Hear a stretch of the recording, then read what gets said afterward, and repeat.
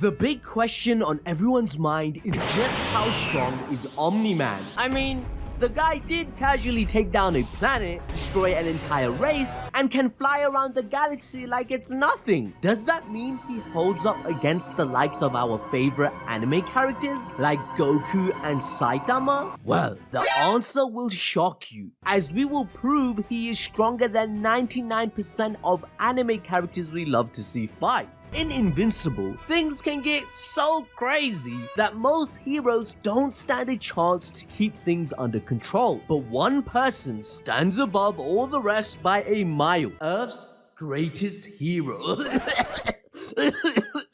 Well, until he tries to take it over. Nolan Grayson, aka Omni-Man.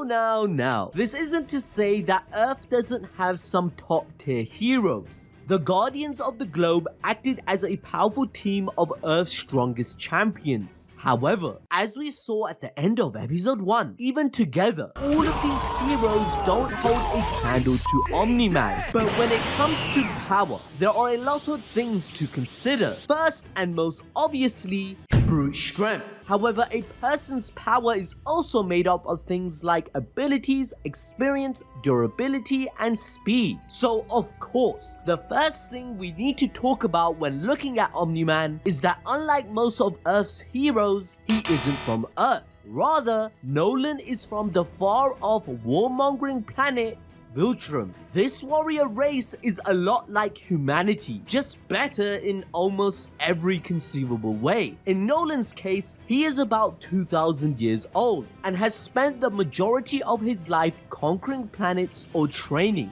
giving him unbelievable amounts of combat experience. Now, you may assume that he isn't the smartest person, but this dude has so much wisdom and experience that came with his age that he very rarely makes mistakes or miscalculate things, unless he is actively deluding himself. He often knows exactly what is happening at all times and is able to stay in control of most situations accordingly. For example, when he escapes a Viltrumite prison, he immediately realizes that now that they have seen Mark, the other Viltrumites will be targeting Earth to create a breeding colony, something which eventually is revealed to be true. And the second thing we need to look at is the fact that Omni-Man in the animated series and Omni-Man in the comics are definitely not the same. While in general their abilities and power are fairly similar, in the show, Omni-Man is typically, but not always, presented to be more of a brutal, unstoppable force. Just take a look at the battle with the Flaxons. In the comics, it is Mark and Nolan who arrive to fend them off, and they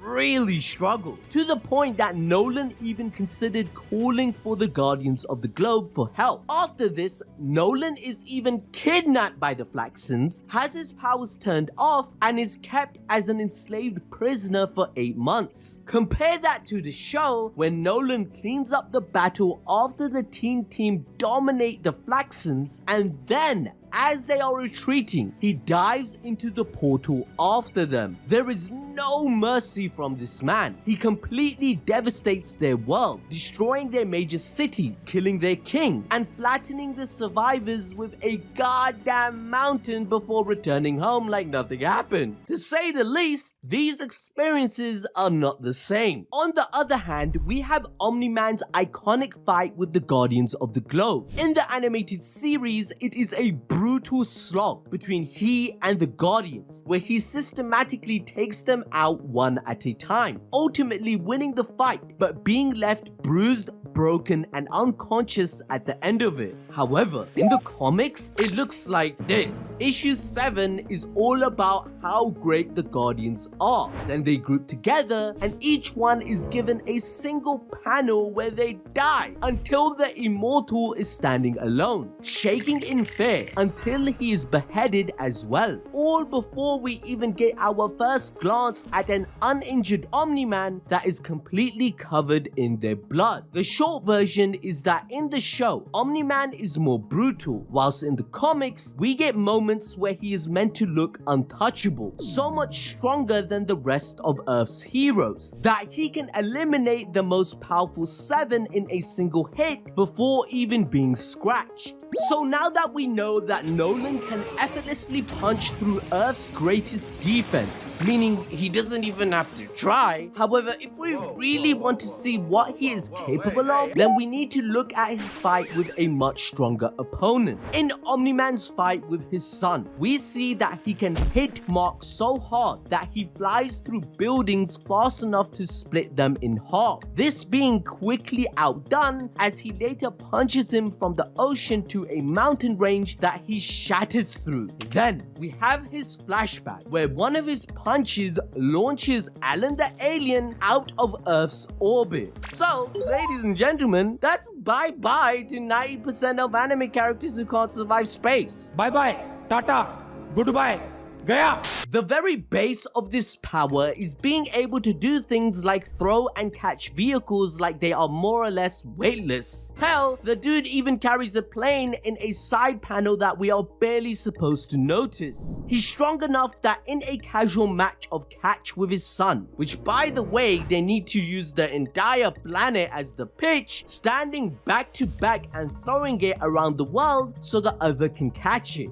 The ball travels from Nolan back to Mark, traveling to 18,000 to 25,000 miles per hour. This is with a casual throw. This isn't even accounting for anything it comes in contact with or wind resistance. And I hate to be that guy, but this is a classic case of anime science, as realistically the ball should fly straight off the planet, as 25,000 miles per hour of velocity can leave the atmosphere and Earth's gravity. Plus, you would not end up back at the same spot due to Earth's rotation.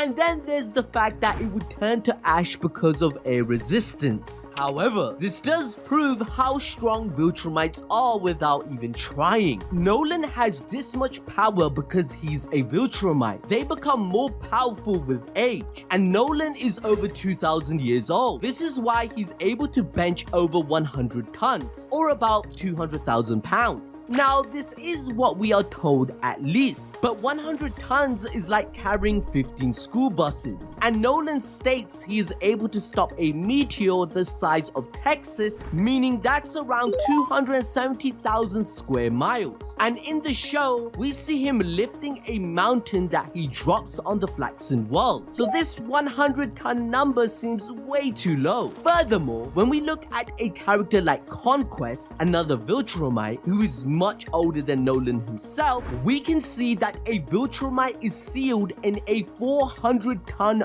block of solid steel that is 6 miles underground in a facility designed to implode if he tries to escape. And guess what? Conquest is able to effortlessly fly out of there when he tries to. The idea of Nolan's limit supposedly being 100 tons and Conquest being able to blow through 400 tons that effortlessly after regaining consciousness from a fight with another fellow Viltrumite, it suggests that either Nolan still has a lot of power to grow into as he ages more, or the more likely option that 100 tons is nothing to their race. Therefore, Nolan stating he can stop a meteor the size of Texas, which mind you, the sheer size of it would make it the 39th largest country in the world. It confirms to us that Omni-Man can stop hundreds and thousands of tons.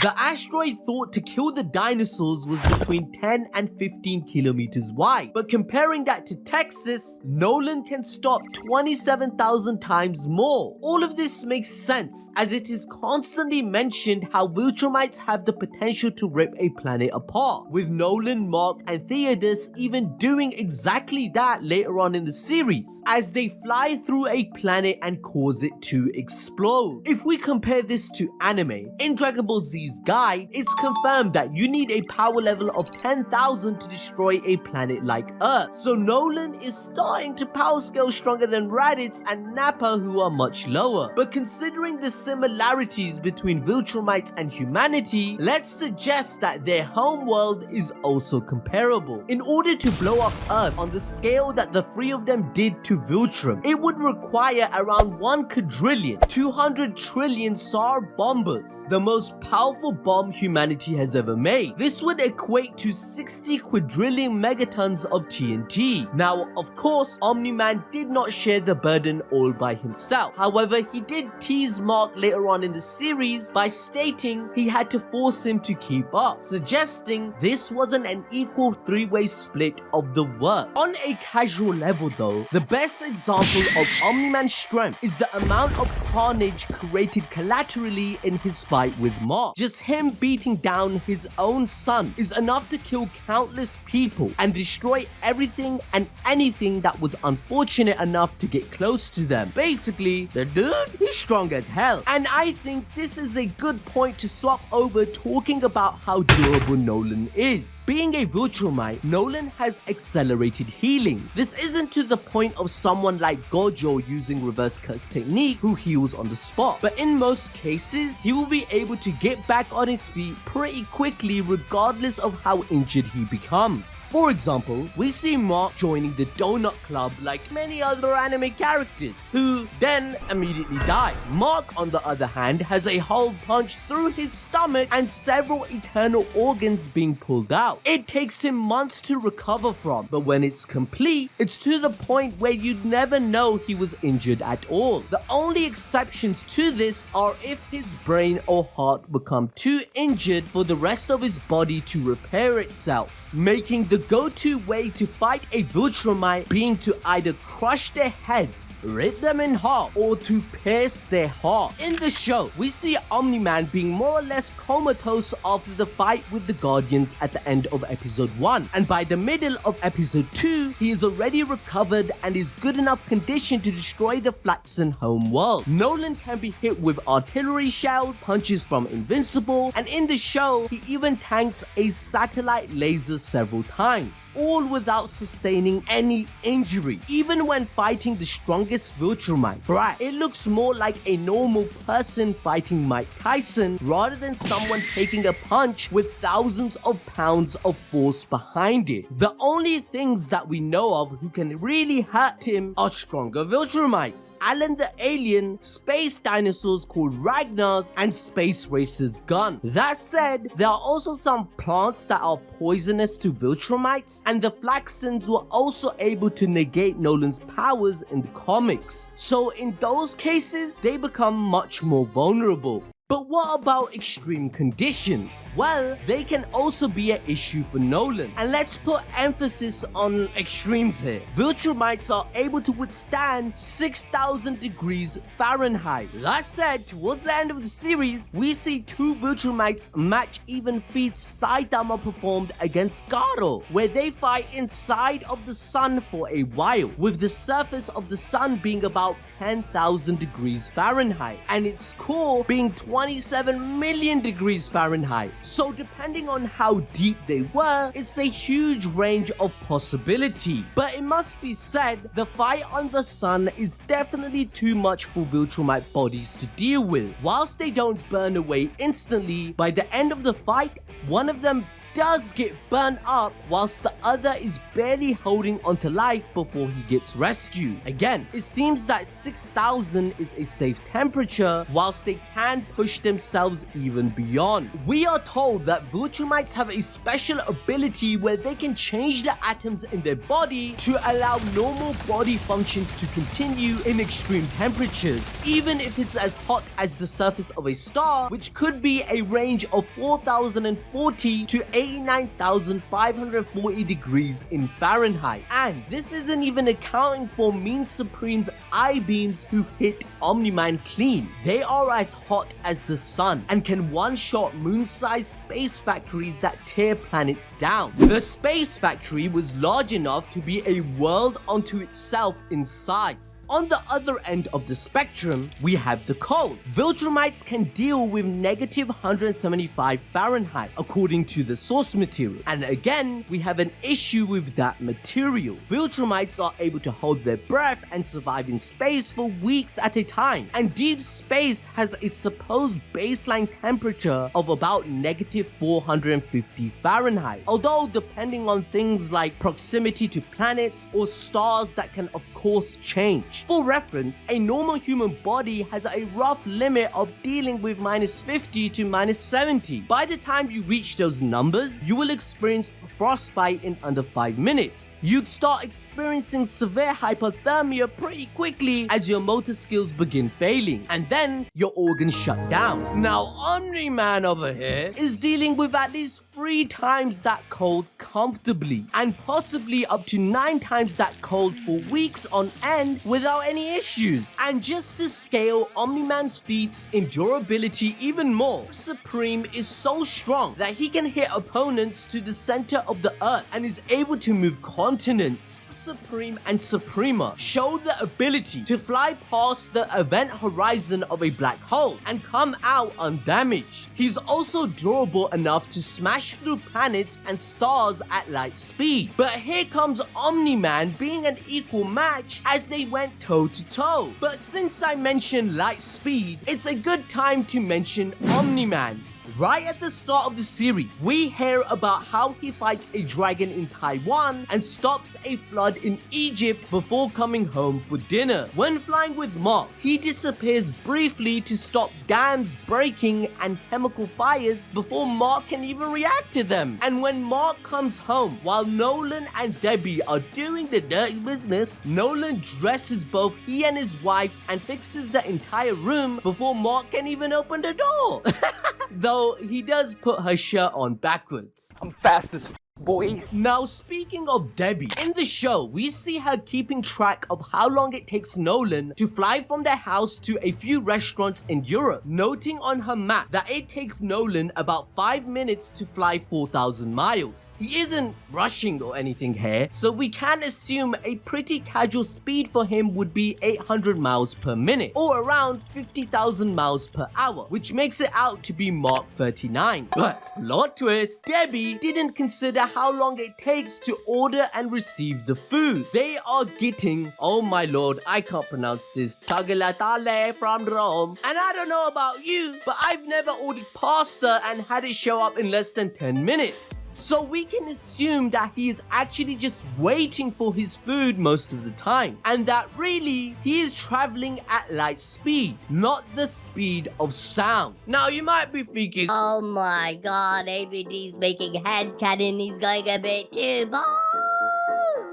well, let me bring the facts. Let's take a look at his fight with the Guardians. Red Rush, supposedly the fastest character in the series, is able to move fast enough to hit Nolan a few times before he can even respond. However, Nolan is still able to catch his arm and kill him. The official handbook notes that Red Rush is able to run 400 miles per hour. The human eye can only see things up to 550. So whilst he isn't moving so fast that he can't be seen, he is getting pretty close to that point. I think Art Rosenbaum described it best in the series itself. When he runs, all you can see is a red blur rushing by. We even see that he is fast enough to leave a date, stop a villain, and return mid-sentence without his girlfriend even noticing. Red Rush also goes on to explain that the briefest of conversations with anyone feels like hours to him because his his perception is as fast as he is. So, does Nolan catching Red Rush mean he also perceives the world that fast? After all, we already saw that he can fly 50,000 miles per hour, which is way faster than running 400 miles.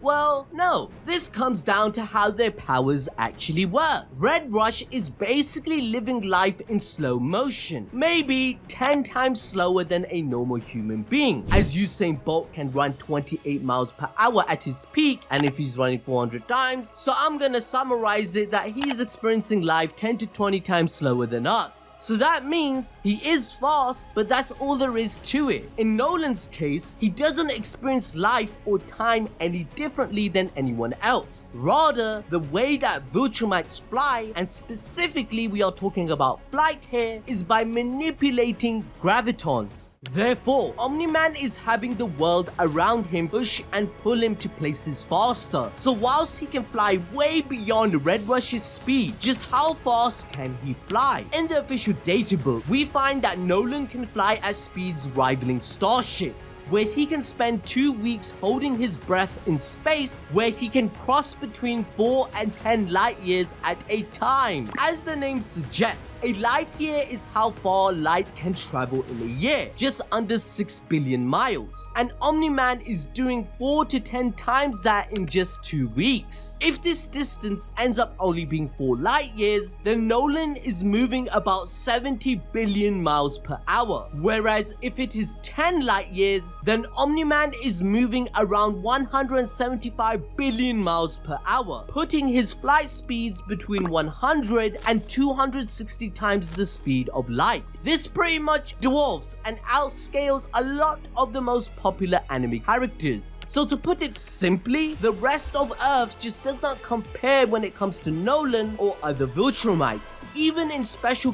cases like Red Rush, the combination of Nolan's durability and millennia of experience on the battlefield allow him to overcome any opponent. If you want to stop a Viltrumite, you're gonna need another Viltrumite. In Dragon Ball Z, Omni-Man would have a power level around 10,000 to 50,000 in only brute strength alone. This isn't even accounting for all his other abilities that make his overall power stronger than you would assume. And since we know Dragon Ball Z and One Punch Man are in the upper echelons of power scaling in the anime community, you start to understand why Omni-Man can beat over 99% of the characters we love. Now, if you want to enjoy more peak fiction, why not learn the full story of Omni-Man in this video?